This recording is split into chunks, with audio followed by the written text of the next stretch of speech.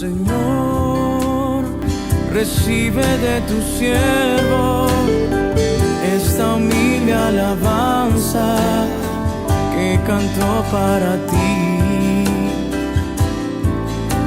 Jesús, sé mi luz y mi guía, y sé el aire que respiro.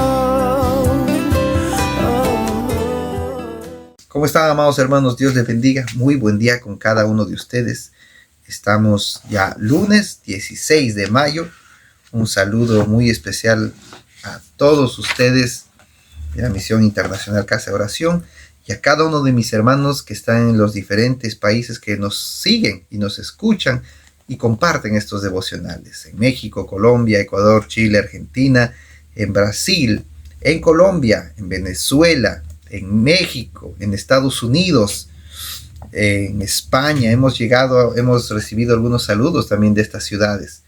Muchas bendiciones para ustedes, amados hermanos. Y continúen, perseveren en la lectura de la palabra de Dios. El texto que tenemos para el día de hoy es primera carta a los Corintios, capítulo 7, desde los versos 25 al 40. Vamos a orar para leer los pasajes que tenemos el día de hoy. Amado Señor, gracias por tu palabra. Gracias por este precioso mensaje, Señor. Te pedimos que puedas ayudarnos a entenderlo, a guardarlo en nuestro corazón y sobre todo a aplicarlo en nuestra vida. Gracias, en el precioso nombre de tu Hijo Jesús. Amén. Verso 25 del capítulo 7. En cuanto a las mujeres no casadas, no tengo ningún mandato especial del Señor, pero doy mi opinión como uno que es digno de confianza por la misericordia del Señor. A mí me parece que es preferible que cada uno se quede tal y como está, a causa de los tiempos difíciles que vivimos. Si tienes mujer, no la abandones. Si no tienes, no la busques. Si te casas, no cometes pecado, y si una mujer soltera se casa, tampoco comete pecado. Pero los que se casan van a tener los sufrimientos propios de la naturaleza humana, que yo quisiera evitarles. Hermanos, lo que quiero decir es esto: nos queda poco tiempo. Por lo tanto, los casados deben vivir como si no lo estuvieran, los que están de luto deben portarse como si estuvieran de fiesta, y los que están de fiesta deben portarse como si estuvieran de luto. Los que compran deben vivir como si nada fuera suyo, y los que se están usando de este mundo deben vivir como si no estuvieran sacando provecho de él, porque este mundo que vemos ha de terminar. Yo quisiera librarlos a ustedes de preocupaciones. El que está soltero se preocupa por las cosas del Señor y por agradarle, pero el que está casado se preocupa por las cosas del mundo y por agradar a su esposa. Y si está dividido, y así está dividido, igualmente la mujer que ya no tiene esposo y la joven soltera se preocupan por las cosas del Señor, por ser santas tanto en el cuerpo como en el espíritu. Pero la casada se preocupa por las cosas del mundo y por agradar a su esposo. Les digo esto no para ponerles restricciones, sino en bien de ustedes y para que vivan de una manera digna, sirviendo al Señor sin distracciones. Si alguno cree que deba casarse con su prometida porque ya está en edad de casarse, y si piensa que eso es lo más indicado, que haga lo que crea conveniente, cásese, pues no es pecado. Y si otro, sin sentirse obligado y con toda libertad para actuar como quiere, se hace en su corazón el propósito firme de no casarse, hará bien. Así que, si se casa con su prometida, hace bien. Pero si no se casa, hace mejor. La mujer casada está ligada a su esposo mientras éste vive, pero si el esposo muere, ella queda libre para casarse con quien quiera, con tal que sea un creyente. Aunque creo que será más feliz si no vuelve a casarse. Esta es mi opinión, y creo que yo también tengo el Espíritu de Dios. Qué preciosos pasajes, qué interesantes. A veces tomados de forma controversial, para poder dar algún mensaje equivocado acerca de que si es bueno o es malo estar casado, o si es mejor estar soltero, cosas así, ¿no? Pero hay que entender un poco el contexto y la circunstancia en cómo Pablo está escribiendo estas líneas. Para empezar, La iglesia del primer siglo está sufriendo una persecución de lo más brutal. Tanto el imperio romano como los judíos radicales están persiguiendo a los cristianos. Ellos al día siguiente de los que están leyendo esta carta quizás pudieron haber recibido la visita de estos soldados, haber sido sacados de sus casas, llevados al Coliseo romano, llevados a las mazmorras y ser sacrificados a causa de la fe que ellos están ejerciendo. Ese es el contexto, una persecución brutal, mortal. Y Pablo hace este hincapié en el verso 26. A mí me parece que es preferible que cada uno se quede tal y como está, por causa de los tiempos difíciles que vivimos. En el verso 25, 26 y 27, Pablo está hablando en cuanto a las mujeres que están solteras y a las mujeres que están casadas. Quédense como están. Si están solteras, quédense solteras. Si están casadas, quédense así. Por causa de los tiempos difíciles que vivimos. Y en el verso 27 refuerza, dice, tú varón, si tienes mujer, no la abandones. No la abandones. Y si no tienes, no la busques, porque los tiempos que viven son tiempos muy complicados. Si no estás casado y estás soltero y estás viviendo un tiempo de persecución, es más fácil, entre comillas, afrontar la persecución que está sufriendo la iglesia que afrontarla con esposa y con hijos. Pero al que está casado, le dice Pablo, no la vayas a abandonar. No la abandones. Tú tienes responsabilidades con tu esposa y con tus hijos. Desde el verso 28 al verso 31, Pablo hace unas analogías y unas comparaciones en cuanto a cómo se debe vivir. No importa la situación en la que estás, soltero o casado. Si lloras, deja de llorar. Si estás de fiesta, como si no estuvieras de fiesta. Si compras porque tienes dinero, vive como si ya no lo tuvieras. Y si estás gozando de los placeres de este mundo, vive como si ya no los existieran. Esto en referencia nuevamente a que Pablo veía el contexto de la iglesia de ese tiempo como un contexto escatológico. Pablo creía en su mente que la segunda venida de Cristo estaba pronto. Y sus consejos eran justamente debido a esto, que ya vivían los últimos tiempos, eran tiempos complicados y difíciles. A partir del verso 32, Pablo da unos consejos muy interesantes. Dice, ¿cómo quisiera librarlos a ustedes de preocupaciones? El que está soltero se preocupa por las cosas del Señor y por agradarle, pero el que está casado se preocupa por las cosas del mundo y por agradar a su esposa. Igualmente, la mujer que no tiene esposo y la soltera se preocupan por las cosas del Señor, por ser santas en cuerpo y en espíritu, pero la casada se preocupa por las cosas del mundo. Muy interesante, amados hermanos. Pablo no está haciendo ningún tipo de diferencia positiva o negativa. Está hablando de responsabilidades frente a la persecución que se está viviendo. Dice que el soltero o la soltera tienen más espacio mental y emocional para poder afrontar estos tiempos difíciles en pos del Evangelio, al servicio del Señor, al servicio de la extensión del reino. Pero el casado no, porque el casado tiene que agregarle a sus responsabilidades personales el cuidado, el sustento y la protección de su esposa y de sus hijos. Por lo tanto, sí hay una diferencia, tanto en esos tiempos como en estos tiempos. Hay que ser claros aquí. Ningún estado es mejor que el otro. Son diferentes circunstancias, amados hermanos. El matrimonio es una tremenda bendición de parte de Dios. Es una tremenda bendición. La esposa, los hijos, el tener la familia, es una bendición tremenda de parte de Dios.